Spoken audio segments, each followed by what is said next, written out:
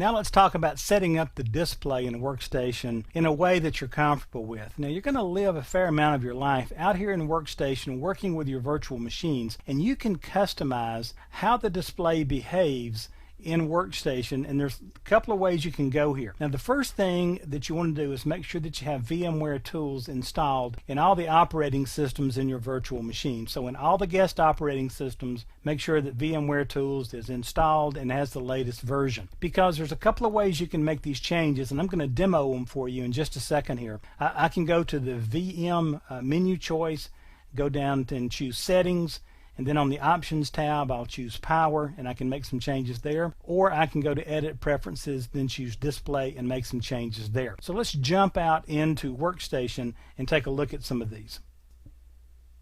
So here we are in workstation, and notice I am in XP Professional right now, and I've got it powered up. If I go to VM and then go down to settings, and then on the options tab go to power, you will notice that I've got a choice up here, and some of these are chosen by default. I can enter full screen mode after powering on, or I can check that to prevent it from happening. I can close after powering off or suspending, and then if it's supported and I've got the right hardware compatibility version and so forth, it will report battery information to the guest. This is great when you're working on laptops. Now, these power controls, I will talk about these settings a little bit later. For example, I can choose suspend or suspend guest. We'll talk about that later on in a separate part of the course. But you can change the behavior of your power controls out here on the toolbars, okay? Now, the next one, the one that will probably affect you the most, is the ability to work with how your virtual machines behave as you open and close various aspects of workstation. And so the way you're going to get to those changes is you're going to go to edit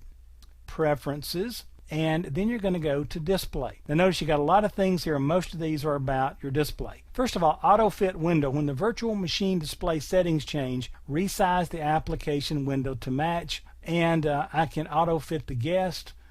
When the application window is resized, change the virtual display settings to match. Notice if I choose that and then go out here and change this window, you'll notice that it's trying to make that change there as well, and to a certain extent it will do that.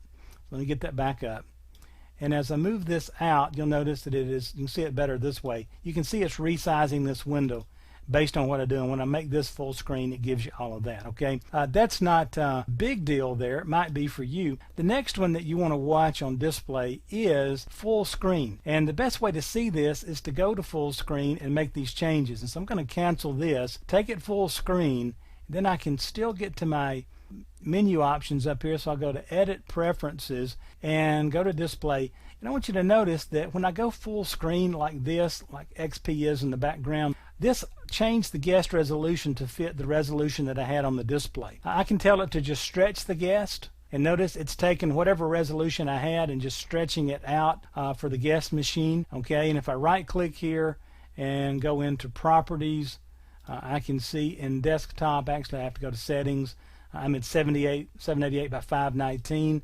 By changing this, it'll automatically change those for you. And so if I can go into preferences, and I can say, wait a minute, you know what? Just center that thing up, whatever size it is. Then I get this. Most people generally like to see that thing just resize, and unless it just doesn't behave your particular setup, your particular machine, then just auto fit the guest. All right.